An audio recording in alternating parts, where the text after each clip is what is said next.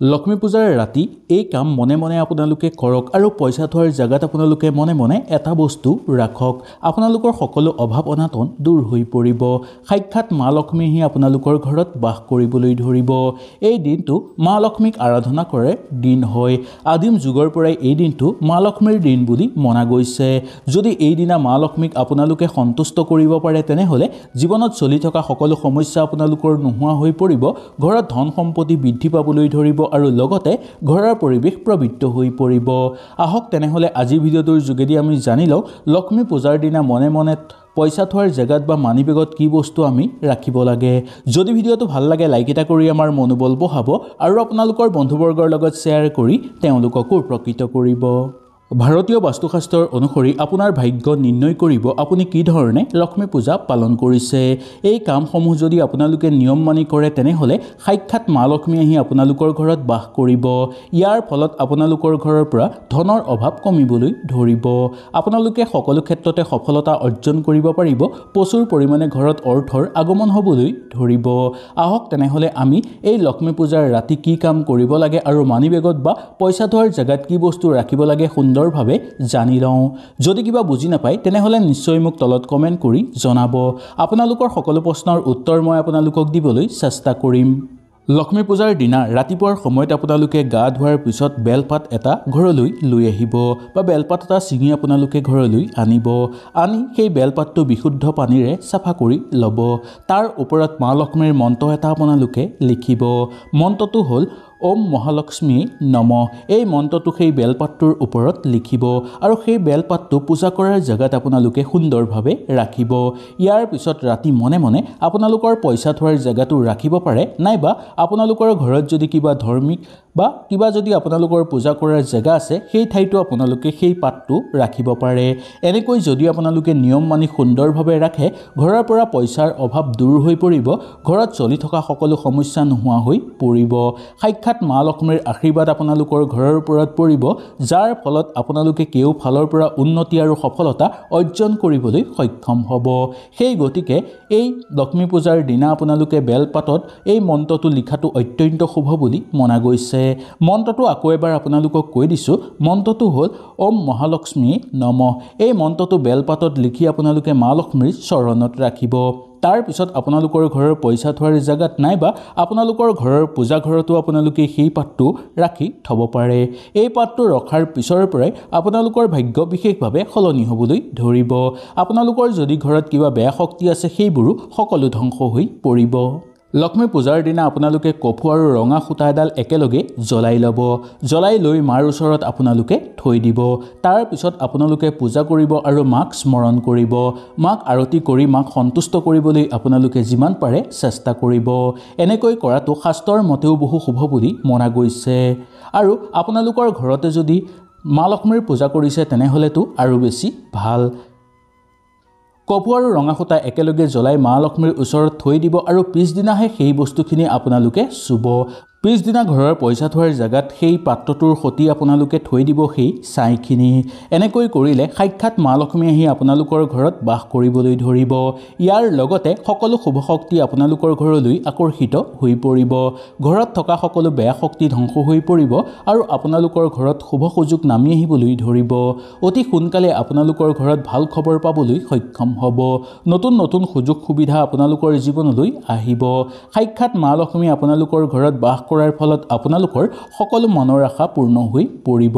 যিকোনো ফালৰ পৰা আপোনালোকৰ উন্নতি ঘৰত বৃদ্ধি পাবলৈ ধৰিব আৰু মা লক্ষ্মীৰ আশীৰ্বাদৰ ফলত আপোনালোকে যি কামতেই হাত দিব সেই কামতেই সফলতা অৰ্জন কৰিব পাৰিব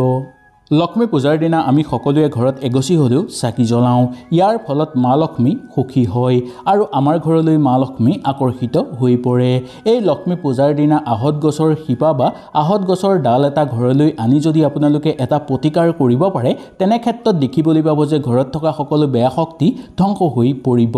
ঘৰত শুভ শক্তিৰ আগমন ঘটিবলৈ ধৰিব আপোনালোকে এই লক্ষ্মী পূজাৰ দিনা আহত গছৰ শিপা বা ডাল এটা আনি ৰঙা সূতা দি সেইটো বান্ধি আপোনালোকে পূজা কৰাৰ জাগাত সেই ডালটো বা শিপাডাল থৈ দিব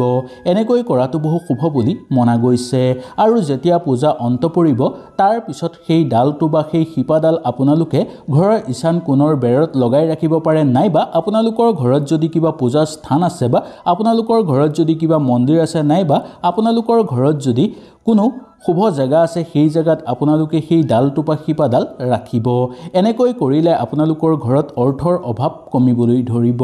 লগতে অৰ্থৰ আগমন হ'বলৈ ধৰিব আপোনালোকৰ ঘৰত নতুনকৈ বহু বেছি সুযোগ সুবিধা আপোনালোকে লাভ কৰিব পাৰিব বহু দিনৰ পৰা ৰৈ থকা কাম আপোনালোকৰ হৈ পৰিব অৰ্থৰ কাৰণে সংঘৰ্ষ বেছি কৰিবলগীয়া আপোনালোকৰ নহব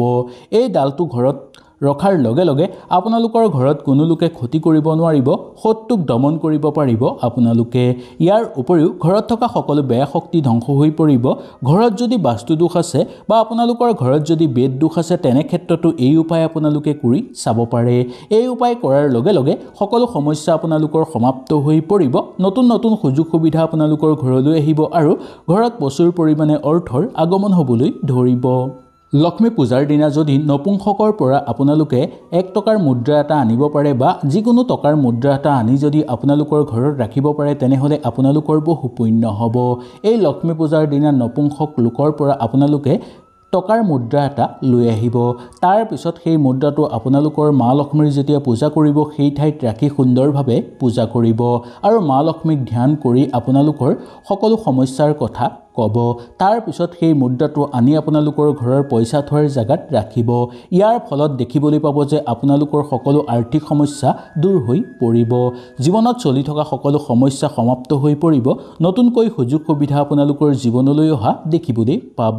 সাক্ষাৎ মা লক্ষ্মী আহি আপোনালোকৰ ঘৰত বাস কৰিবলৈ ধৰিব যাৰ ফলত জীৱনৰ সকলো আধৰুৱা কাম আপোনালোকে সম্পূৰ্ণ কৰি তুলিব পাৰিব ঘৰ পৰিয়ালত সুখ সমৃদ্ধি বৃদ্ধি পাবলৈ ধৰিব নতুন খবৰে আপোনালোকৰ মন আনন্দিত কৰি তুলিব ঘৰৰ পৰা দুখ দৰিদ্ৰতা দূৰ হৈ পৰিব সেই গতিকে এই লক্ষ্মী পূজাৰ দিনা নপুংসক লোকৰ পৰা আপোনালোকে যিকোনো টকাৰ মুদ্ৰা এটা আনিব আনি আপোনালোকে মা লক্ষ্মীৰ চৰণত ৰাখি মা লক্ষ্মীক ধ্যান কৰিব তাৰ পিছত আপোনালোকৰ ঘৰৰ পইচা থোৱাৰ জায়গাত বা আপোনালোকে সেই মুদ্ৰাটো মানি বেগতো ভৰাই ৰাখিব পাৰে এনেকৈ কৰিলে আপোনালোকৰ সকলো সমস্যা সমাপ্ত হৈ পৰিব লক্ষ্মী পূজাৰ দিনা কোনো দৰিদ্ৰ মানুহক মিঠাই বা কোনো টকা পইচা দান কৰাটো বহু শুভ বুলি মনা গৈছে নিজৰ সাধ্য অনুসৰি যদি আপোনালোকে মিঠাই বা টকা পইচা দান কৰে তেনেহলে মা লক্ষ্মী অতি সোনকালে সন্তুষ্ট হৈ পৰিব আপোনালোকৰ ওপৰত আৰু তেওঁৰ পৰম আশীৰ্বাদ আপোনালোকৰ ওপৰত পৰিব যাৰ ফলত আপোনালোকৰ জীৱনত চলি থকা সকলো সমস্যা সমাপ্ত হৈ পৰিব সকলো ফালৰ পৰা আপোনালোকৰ উন্নতি দেখিবলৈ পোৱা যাব এই দিনা যদি পাৰে আপোনালোকে মিঠাই বা টকা পইচা দান কৰাটো উচিত যদি কোনো দৰিদ্ৰ মানুহ আপোনালোকৰ ওচৰত নাপায় তেনে ক্ষেত্ৰত আপোনালোকে কোনো মন্দিৰত বা কোনো নামঘৰতো আপোনালোকে মিঠাই বা টকা পইচা উপহাৰ হিচাপে দিব পাৰে এনে ক্ষেত্ৰতো আপোনালোকে বহু শুভ ফল লাভ কৰিবলৈ সক্ষম হ'ব লক্ষ্মী পূজাৰ দিনা মা লক্ষ্মীৰ ফটো থকা বা মা লক্ষ্মীৰ চিন থকা মুদ্ৰা এটা আপোনালোকে ঘৰলৈ আনিব পাৰে সেই মুদ্ৰাটো আপোনালোকে ঘৰলৈ আনি গংগাজল দি পবিত্ৰ কৰি ল'ব তাৰ পিছত যেতিয়া মা লক্ষ্মীৰ পূজা কৰিব সেই সময়ত মা লক্ষ্মীৰ চৰণত ৰাখি সেই মুদ্ৰাটোকো পূজা কৰিব আৰু তাৰ ওপৰত অকমান আপোনালোকে সেন্দুৰ দি পূজা কৰিব তাৰ পিছত যেতিয়া পূজা আপোনালোকৰ অন্ত পৰিব সেই সময়ৰ পিছতেই আপোনালোকে সেই মুদ্ৰাটো আপোনালোকৰ ঘৰৰ পইচা থোৱাৰ জায়গাটো ৰাখিব পাৰে নাইবা আপোনালোকে আপোনালোকৰ নিজৰ মানি বেগতো ৰাখিব পাৰে যদি মানি বেগত ৰাখিবলগীয়া হয় তেনে ক্ষেত্ৰত ৰঙা কাপোৰ এখনে আপোনালোকে বান্ধি মানি বেগত ৰাখিব যদি পইচা থোৱাৰ জায়গাটো ৰাখে তেনেভাৱেও আপোনালোকে ৰাখিব পাৰিব যদি আপোনালোকে এই দুইটা কাম কৰিব নোৱাৰে ইয়াৰ বাহিৰেও আপোনালোকৰ ঘৰৰ পূজা স্থানতো আপোনালোকে সেই মুদ্ৰাটো নি ৰাখি থব পাৰে এই মুদ্ৰাটো ঘৰত ৰখাৰ লগে লগে ঘৰত শুভ শক্তি আকৰ্ষণ কৰিবলৈ ধৰিব ঘৰত থকা বেয়া শক্তিসমূহ সকলো দূৰ হৈ পৰিব বা ধ্বংস হৈ পৰিব সেই গতিকে এই কামটো আপোনালোকে লক্ষ্মী পূজাৰ দিনা নিশ্চয় কৰিব হয়তো এই ভিডিওটোৰ যোগেদি আপোনালোকে সুন্দৰভাৱে বুজি পালে যদি কিবা অসুবিধা পালে নিশ্চয় মোক তলত কমেন্ট কৰি জনাব তেনেহলে আজিলৈ আপোনালোকৰ ওচৰৰ পৰা বিদায় লৈছো কালিলৈ পুনৰ আপোনালোকক লগ পোৱাৰ প্ৰতিশ্ৰুতিৰে আজিলৈ নমস্কাৰ